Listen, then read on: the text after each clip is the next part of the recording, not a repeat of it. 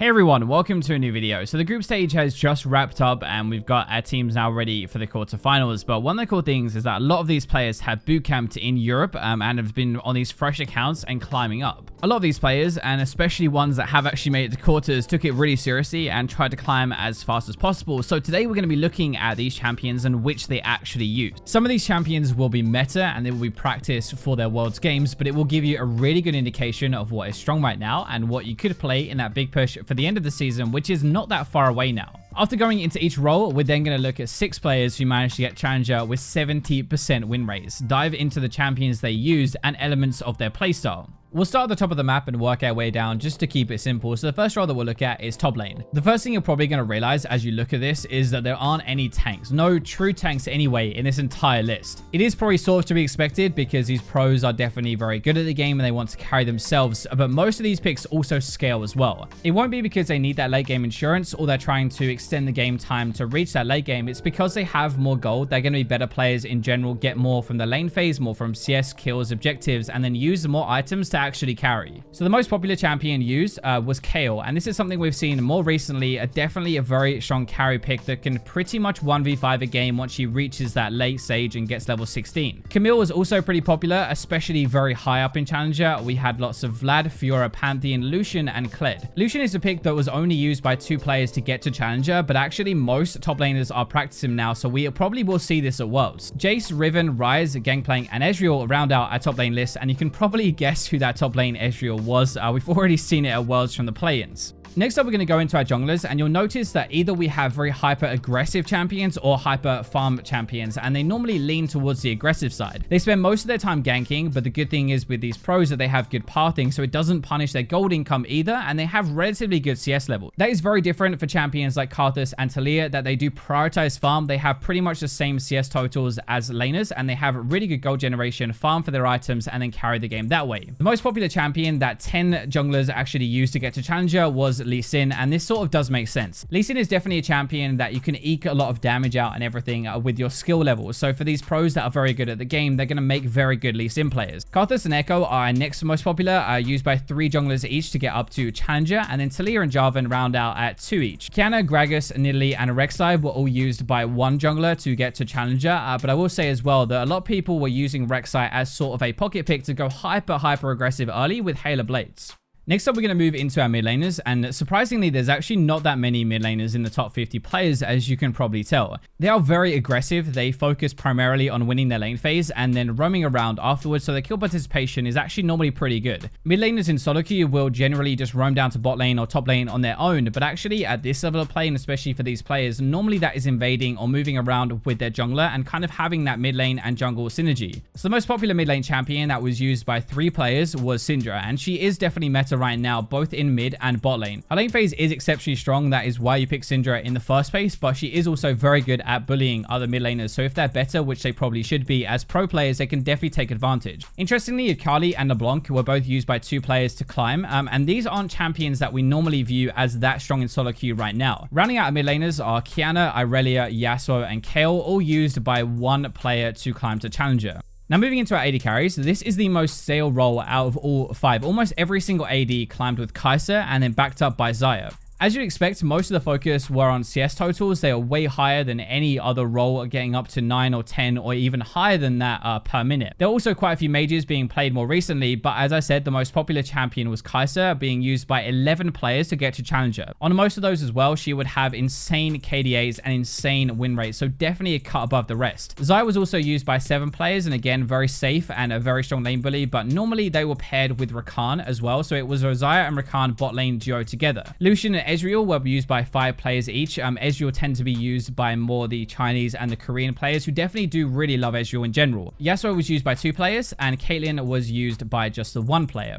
Now finally moving into our supports, and actually they were some of the most successful climbers in this year of bootcamps. As you can tell, there is a very heavy focus on playmaking and aggressive champions in the lane phase, feeding those AD carries kills so that they can snowball. Most of them also had very high kill participation, so their kills and assists are for the game and how much they are involved with that. And really with the jungler, they were forming the major plays, especially early game. Roaming is so important as a support, and that's kind of leaning into why Rakan is used by 5 players and the most popular support. Again though, it is also feeding feeding into the fact that a lot of them were duo bot lane together with the AD carry and the support from their respective teams, and the AD carry was playing Xayah and the support was playing Rakan. These next four are actually all hook champions, so we have our Pyke and Thresh are used by 4 players each, and these actually were probably some of the most successful champions out of all of them. Leona and Morgana were used by 1 player each, though the Morgana was probably one of the least few games played out of all of these and kind of more of a counterpick to Nautilus.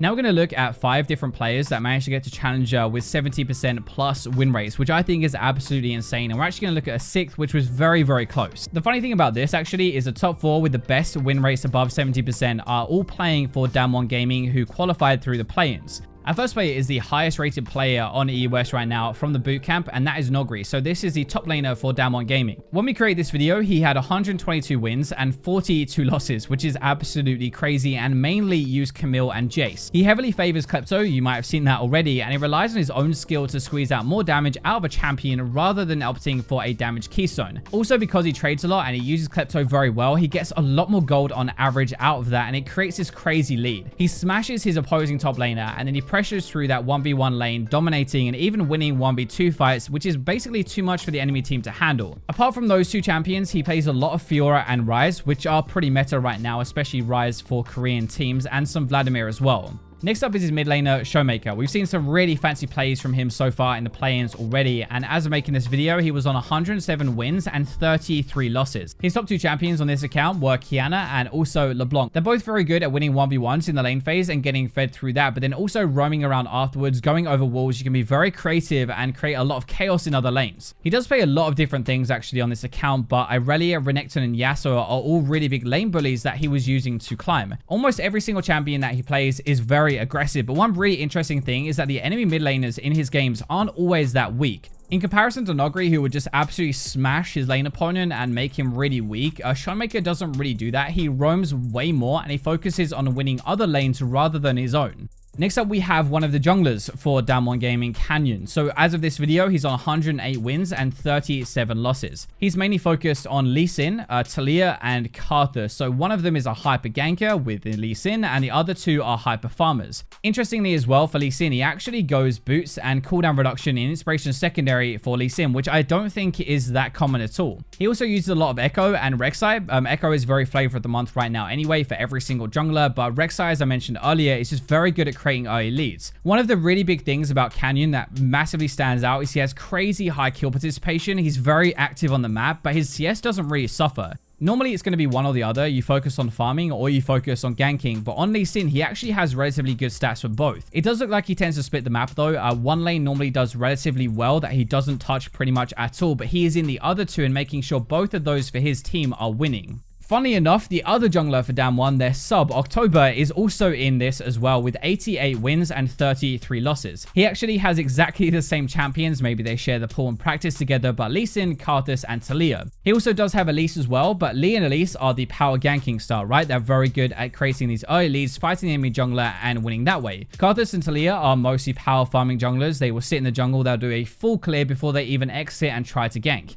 Interestingly, between these junglers, there is a different playstyle though. So October will change playstyle based on the pick. He will hyper gank or he will hyper farm and not really go in the middle. As I said, Canyon kind of does both a little bit more. So even on Elise, he will have relatively good farm, and on Karthus and Talia, he will have relatively good kill participation. A last one above a 70% win rate doesn't play for Damwon. He plays for RNG, and that is Ming. Most of his games are played on Thresh and then Blitzcrank after that, and we also have some Morgana and some Rakan. One thing that really stands out in this account is that he has very high kill participation. Some games are well over 70%, which is absolutely insane. Other games are not as high, but he's never really below 50%, so he has a really good baseline. He focuses on smashing the lane phase, which is where the Thresh and the Blitz picks come in especially, and then roaming around afterwards, either for the Herald or going mid lane or roaming with his jungler. As I just mentioned as well, he's not really below a 50% kill participation normally, because even if he's not doing very well in his lane phase, he'll go and help the team and create leads that way. So you'll notice there is no AD carry above a 70% win rate, but Jackie Love from IG is very close at 68-69%.